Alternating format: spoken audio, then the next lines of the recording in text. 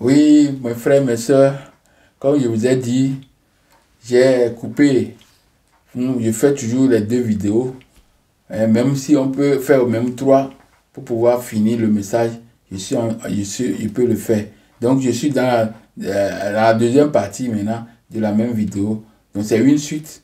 Donc, on est en train de lire les œuvres, les écrits qui sont dans les livres, dans les bouquins de ces historiens, de ces écrivains qui nous ont légué à travers une étude archéologique, à travers une étude scientifique. Ils ont écrit à travers aussi des preuves qu'ils ont trouvées dans le Moyen-Orient, tout ça là. Et ils ont consigné ça dans un livre. Donc ça va nous permettre de pouvoir comprendre l'origine réelle de les autres et qui est réellement Moïse. Donc, je suis dans le bouquin de Sigmund Freud, Moïse et le monothéisme de Sigmund Freud. Donc, Sigmund Freud est en train de montrer que si plutôt les Juifs ont reçu la circoncision, si les Juifs ont reçu des pratiques, tout ça là, des pratiques qui sont égyptiennes, alors ça veut dire que ce sont des Égyptiens. Donc, il est en train de conclure comme ça. Donc, à travers beaucoup de recherches que Sigmund Freud aussi a mis sa participation pour éclairer l'humanité. Donc, je continue, je vais lire la page 40. La page 40. Donc, c'est sur la page 40, nous avons quoi ici? Les autres auraient donc eu un siècle environ plus tôt que ne l'admettent la plupart des historiens qui le situent à l'époque de la 19e dynastie sous le règne de Meremptah, ou peut-être un peu plus tard, car les relations officielles semblent placer l'interrègne sous le règne de Harembat. Donc, nous pouvons aussi parler de Hérodote, parce que c'est le grand historien qui a collecté beaucoup d'informations. Nous allons aussi parler de lui un peu, Hérodote. Hérodote, qui visita l'Égypte aux environs de 450 avant Jésus-Christ, relate dans le récit de son voyage un fait bien propre à caractériser le peuple égyptien et qui offre une surprenante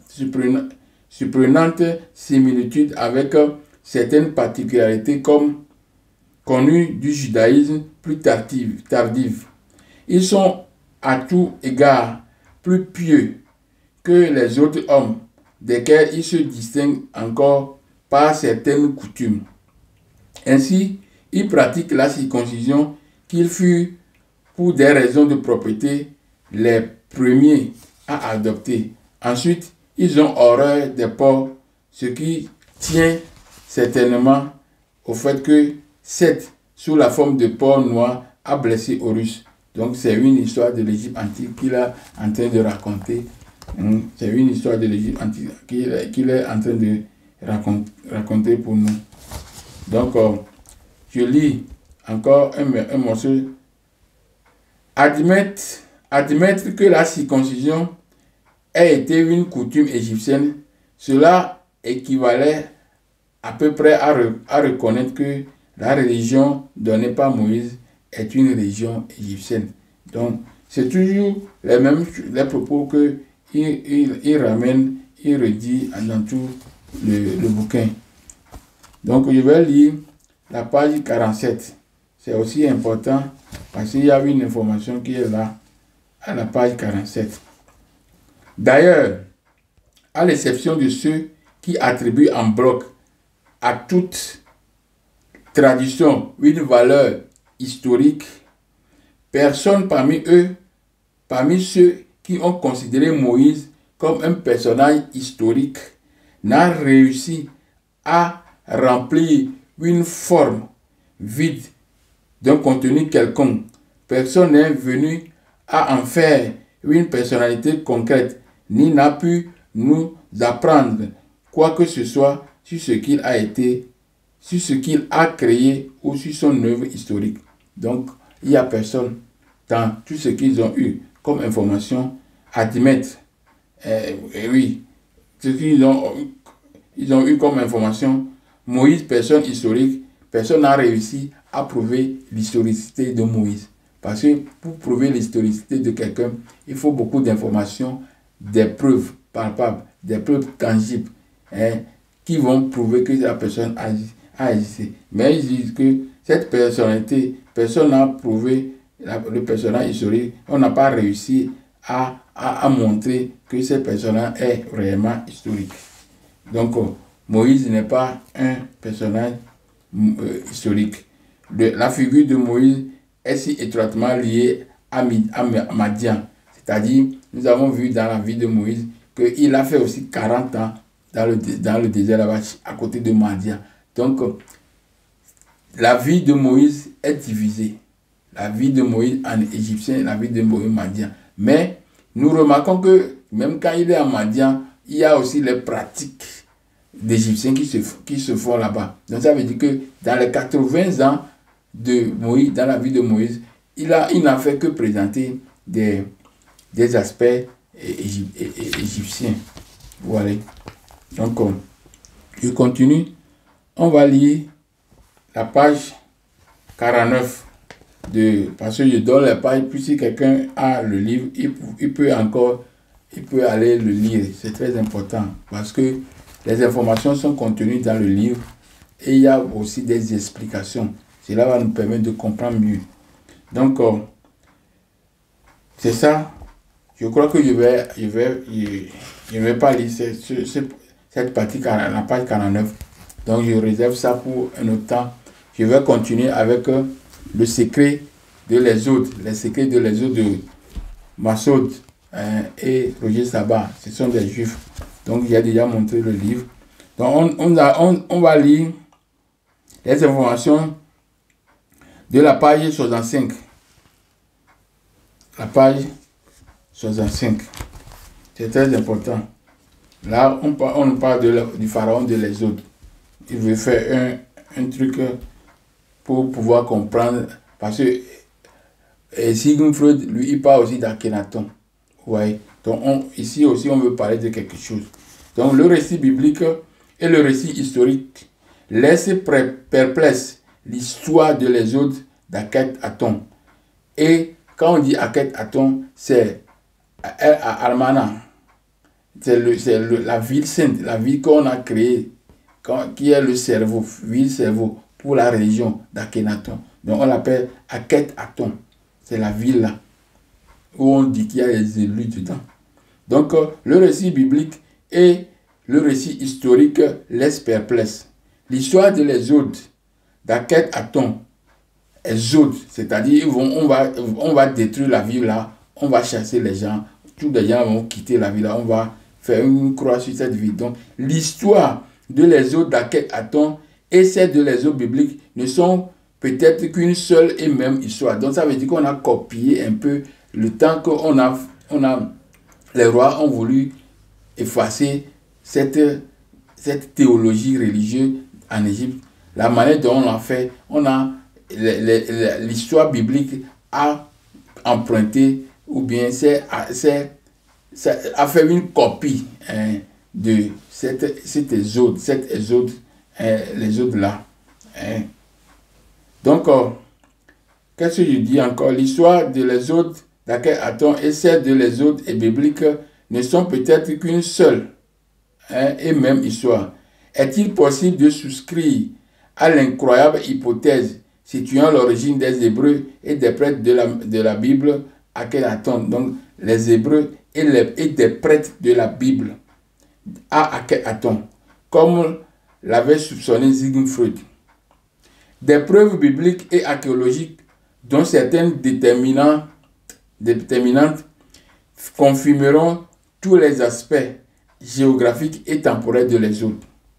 Bien que films et romans situent cet Exode sous Pharaon Séti, Ramsès II ou Merempta, donc on parle de 3 pharaons comme ça. que les autres se situent entre... Parce qu'à cause des preuves, manque de preuves, manque de preuves, c'est ça qui fait que on est en train de situer les autres entre des pharaons. Normalement, si Moïse a pu parler avec Pharaon, il doit savoir de quel pharaon il a parlé. Et puis, si Moïse a laissé des écrits, il doit quand même donner le nom de Pharaon. Vous comprenez?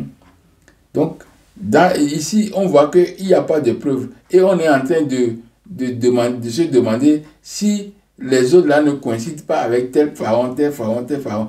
Si réellement Moïse avait écrit, alors Moïse va résoudre ce problème. Si Moïse a réellement écrit, comme on a dit que les Pentateuques sont de Moïse, si Moïse a réellement écrit, alors c'est facile de découvrir toutes ces choses-là rapidement. Alors que ce n'est pas le cas, il n'a pas écrit. Donc, il n'a pas écrit. Tout ça là, c'est les gens qui ont écrit au nom de Moïse. Sinon, si Moïse a écrit, il doit parler de... S'il a écrit, il a fait son récit. Mais comment il ne peut pas donner le nom du pharaon avec lequel il a lutté et Dieu l'a aidé à pousser dans l'eau? Il n'a pas donné ça. Donc, toutes ces histoires, c'est pour vous réveiller, pour vous dire que ce n'est pas affaire de Dieu, c'est affaire des hommes pervers. C'est ça. Bien que film et roman situent ces eaux sous le pharaon Séti, premier, Ramsès II ou Mereptah, vérité commerciale ancienne d'Égypte. Oh, pardon, j'ai omis une ligne. Vérité commerciale communément admise. Les recherches archéologiques en ancienne Égypte depuis 2 siècles sont incapables de situer les autres dans l'histoire. Donc on dit que les recherches archéologiques en ancienne Égypte depuis 2 siècles, 200 ans de recherche, ils n'ont pas prouvé, elles sont incapables de prouver l'histoire réelle de les autres. Vous voyez, 200 ans de recherche. Depuis 1800, qu'on a commencé les recherches, jusqu'à aujourd'hui, on n'a pas trouvé de preuves. Et comment on peut rester encore dans des histoires comme ça? Ce n'est pas possible. Histoire sans preuve. Dieu ne veut pas donner des preuves. Pourquoi? Dieu lui-même, qui est Dieu de miracles, des œuvres, de création, il ne veut pas donner de preuves. Est-ce que c'est possible? Donc, nous devons comprendre que de ce que nous sommes en train de faire est vraiment voilé. Donc, dans la préface plutôt de son traité, Champollion appelle de ses vœux la critique sacrée de la Bible. La connaissance réelle de l'ancienne Égypte importe également aux études bibliques. Et la critique sacrée doit en retirer de nombreux éclaircissements. La longue captivité des Hébreux en Égypte, l'éducation toute égyptienne de leur premier législateur, c'est-à-dire Moïse, dure nécessairement s'en prendre dans l'organisation politique et religieuse des enfants d'Israël. La longue captivité des Hébreux en Égypte, l'éducation toute égyptienne de leur premier législateur, dure nécessairement s'en prendre dans l'organisation politique et religieuse des enfants d'Israël. Champollion fait bien comprendre la nécessité d'entamer l'étude biblique en rapport avec l'égyptologie, considérant les Hébreux comme les véritables porteurs de la tradition égyptienne. Donc pour lui, il faut que la Bible soit étudiée, soit en rapport avec l'égyptologie. Donc maintenant, quand on fait les recherches égyptologiques, toutes les preuves qu'on a trouvées, on ne trouve pas les preuves des autres dedans. On ne trouve pas les preuves de l'existence des Hébreux. Donc c'est difficile pour comprendre. Champollion qui a découvert l'écriture. L'écriture là, comment on doit lire l'hiéroglyphe. C'est Champollion qui a découvert. Et quand il a découvert ça, il lisait déjà les choses. Quand il lisait les choses, il voyait que l'histoire de l'Égypte et l'histoire de la Bible doit se fondre en eux. Mais quand il voit qu'il y a ce problème que les deux histoires doivent être ensemble, doivent être identiques, similaires. On voit qu'il n'y a pas, et on ne trouve rien de preuve. Alors pour lui, il faut que on revoie ces histoires-là. C'est difficile parce que ce n'est pas normal. Donc Christian Desroches Nobeclou, elle est décédée. C'est une dame très bon. Et elle a fait beaucoup d'études, elle a fait beaucoup de clarté, elle a livré beaucoup d'éléments concernant les Hébreux, tout ça là. On dit, Christian Desroches Noblecourt, dans son livre Ramsès II, la véritable histoire affirme que le massacre des enfants n'était absolument pas une coutume égyptienne. Et ceci dans toute l'histoire de l'ancienne Égypte. Aucun document, aucune fresque n'atteste la réalité historique d'un tel événement ni des autres plaies. Donc, quand on parle même des plaies, des 10 plaies, il a dit qu'il n'y a rien qui atteste ça, qu'ils ont fait ça. Mais les plaies là, qu'on a parlé, ce sont des événements qui arrivent très souvent en Égypte. Donc, eux, ils ont regroupé certains événements en 10 et dit que Moïse a utilisé des plaies contre l'Égypte. Tout ça, ce sont des choses qui se passaient déjà en Égypte. Nous allons lire encore la page 182, 183 et 185. C'est très important. On va aller lire ça, la page 182. Là, bon, je réserve ça pour un autre. Parce que ce passage est trop tôt. Donc, il faut le lire après. Donc, on va lire 450. 450. La page 450 de les secrets des autres. Les secrets des autres. Les secrets de les autres. L'origine égyptienne des Hébreux. Donc, on va lire la page 450. Qu'est-ce que cette page nous réserve? Donc, on a dit sauver des eaux. La légende de Moïse, prince sauvé des eaux, fut empruntée comme tant d'autres à la Mésopotamie et à l'Égypte. Donc, quand on dit qu'on a retiré l'enfant des eaux, cette histoire est empruntée. C'est un emprunt de la Mésopotamie et de l'Égypte. Il fallait que Moïse, naquit hébreu, devienne miraculeusement égyptien, élevé par la fille de Pharaon, chef de sa maison, étudiant toute la sagesse d'Égypte. Vous voyez? Donc, plus tard, afin d'affirmer devant le roi sa fierté d'appartenir au peuple des Hébreux, Moïse se révolte contre l'autorité suprême. Donc, Moïse qui est né en Égypte, vécu en Égypte, apprend en Égypte, dans le palais, alors il devient un arrogant devant le roi. Est-ce que c'est possible? Non. Donc, Moshe, ce qui veut dire Moïse, signifie en égyptien fils enfant par le grand Dieu Ra. Pour la Bible araméenne, Moïse n'est pas hébreu. Maintenant, pour la Bible araméenne, quand ce qu'on a écrit dans parce que l'araméen, c'est ça qui est parlé même quand on a dit que Jésus aussi parlait araméen. Donc, dans beaucoup de siècles, araméen parlait là-bas. Donc, araméen, c'est aussi la langue, c'est une dérivée. C'est une langue aussi d'hébreu. Et c'est une langue qui est dérivée aussi de l'hiéroglyphe. Vous voyez? C'est ça. Donc, tout ça là, c'est la même chose.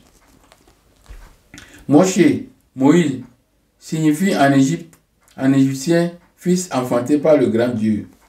Donc, pour la Bible araméenne, Moïse n'est pas hébreu.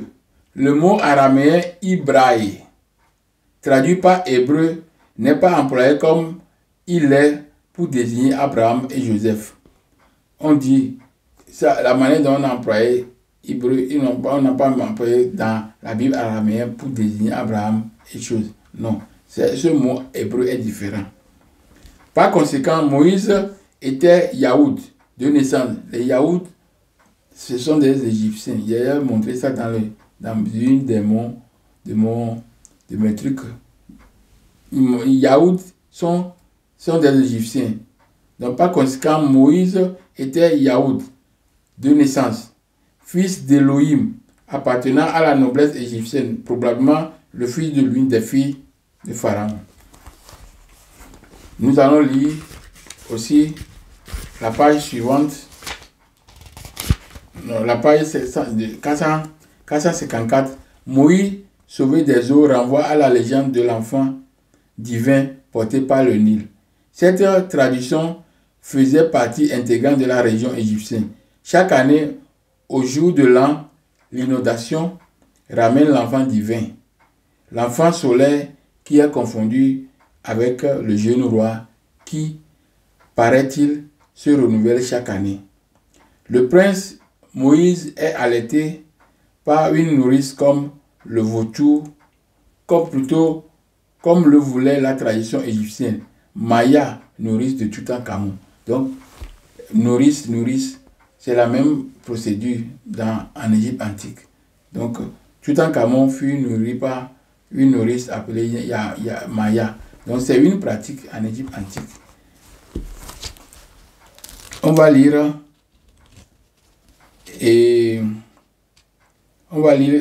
493. 493. Ce que cette partie nous réserve, on va écouter 493.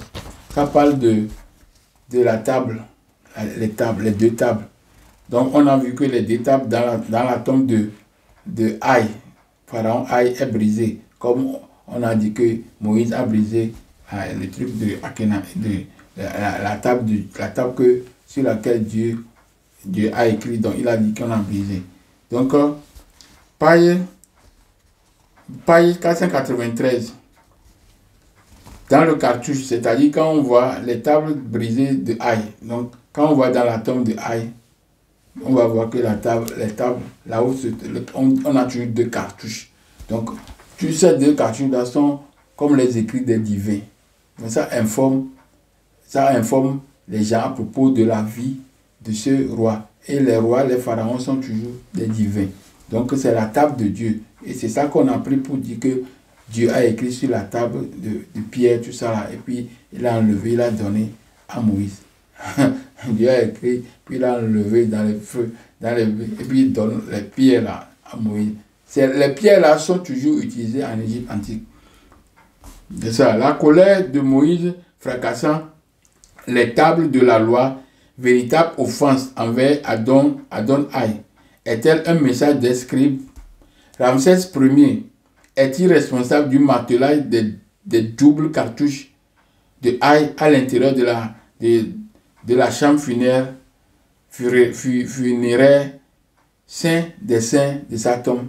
Donc, on a brisé le truc parce que Haï, c'est lui qui a chassé les gens, mais le pharaon qui a suivi Haï après, lui, maintenant, il a brisé la cartouche, le cartouche, parce que ça, le cartouche c'est différent de le cartouche pour les fusils. Le cartouche, c'est les tables là, on a brisé. Donc, table brisée, c'est pareil comme Moïse a brisé les tables, comme quand Dieu lui a donné les choses là. Donc, on va lire aussi 486. Là, on va parler de Aaron. 486. On parle de Aaron. Aaron, le nom Aaron même, c'est un nom égyptien. Voilà. 486. La tombe d'Aaron et la tombe de Moïse. Donc, c'est le titre qu'on a mis ici. Donc, d'après les textes, Moïse et Aaron n'entrent pas en terre de Canaan. Nous savons que dans le récit, Moïse et Aaron ne sont pas rentrés. Aaron est mort, après Moïse aussi est mort. Le lieu de leur tombe demeure inconnu.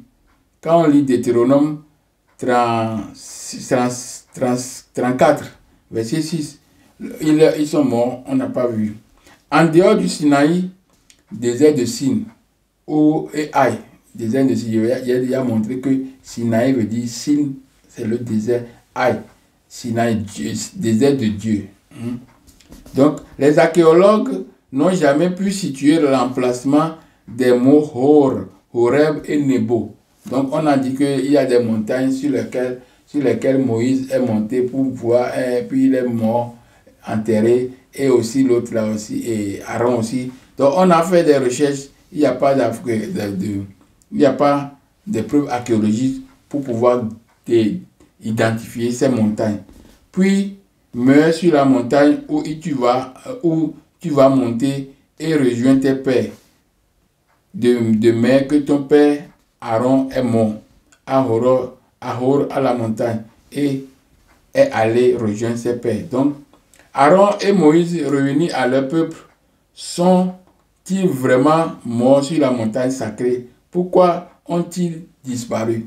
Donc, sur la montagne là, on a dit que Moïse est mort sur la montagne. Donc, quand on retrouve la montagne, on va retrouver aussi la tombe. On va dire que Moïse a vécu. Mais on n'a pas retrouvé toutes ces choses-là. Donc, ça montre un point d'interrogation. C'est difficile pour trouver ces choses-là. Aaron, frère aîné de Moïse, meurt sur le mont Hor, non Horem-Heb. Deutéronome 32, verset 49 à 50. Peu après, Moïse suivit sur la montagne appelée Abarim et mont Nebo. Abarim a pour racine Ever, signifie passer de l'autre côté, et traduisant un passé. Moïse et Aaron sont retournés vers leur passé. Donc, tout ça là nous montre que les preuves archéologiques pour montrer que Moïse est mort et puis on peut le trouver là-bas, c'est pas possible. Donc Moïse, comme il est égyptien, il est toujours resté en Égypte, il n'a pas bougé. Donc on va lire aussi la page 168. Là on nous parlait des Hébreux même. La page 168. J'avais lu dans le temps, mais on va encore lire. Contrairement au récit biblique, la Bible araméenne fait clairement la distinction entre Hébreux et Yaoud. Pour elle, ce sont les Yaouds qui sont sortis d'Égypte, sous l'égide de leur dieu Haï. Les Hébreux sont assimilés aux enfants d'Israël, au petit peuple égyptien, à la troupe nombreuse. Dans ce cas précis, la Bible araméenne comme la Bible hébraïque assimile les Égyptiens à la classe sociale des bergers, casse intouchables, Ibraï, qui se déplacent, Ibré, qui se déplacent, Hébreu, traversant, errant, laissant clairement entendre que Joseph, le Yaoud, pouvait manger avec les Égyptiens, mais ne pouvait pas être servi avec les Hébreux. Donc nous avons vu même le cas là que Moïse n'est pas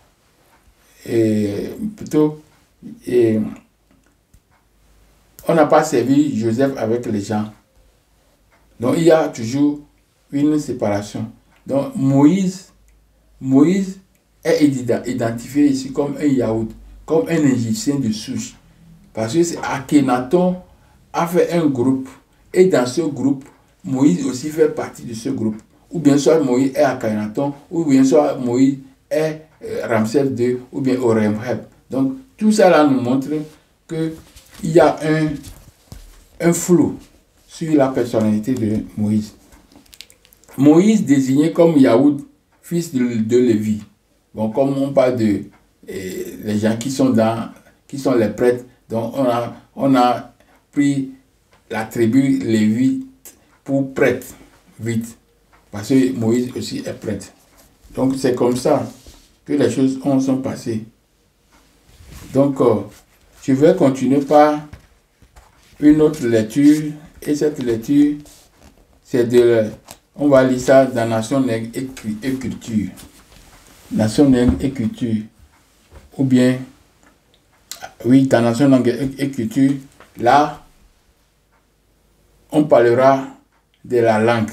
Mais je préfère que ça là, on le met quand on va rentrer dans la conclusion. Parce que la conclusion, c'est très fondamental. La conclusion, c'est très fondamental parce que là, on va pouvoir voir beaucoup de choses concernant les langues des Hébreux. Tout ça là, quand on dit hébreu, pourquoi on dit hébreu, voilà, on va comprendre tout ça là. Donc, dans dans les bouquins Moïse et monothéisme de Siegfried, dans les bouquins comme le bouquin comme Les secrets de l'Exode et l'origine égyptienne, on a tout autour parlé de Moïse égyptien. Donc, la plupart de leurs tests, de ces tests, ont montré que Moïse est égyptien. Si nous pouvons, vous me permettez, je vais lire aussi l'invention de Dieu. Parce que j'avais promis, il avait donné le titre, l'invention de Dieu, de Thomas Romain, à la page 305 et 306. Donc, c'est un petit test là-bas qu'on va lire. 305 et 306. Donc, je peux lire 305 et 306 plutôt. Peut-on parler de monothéisme avant la Bible? Les religions mésopotamiennes ont produit de grandes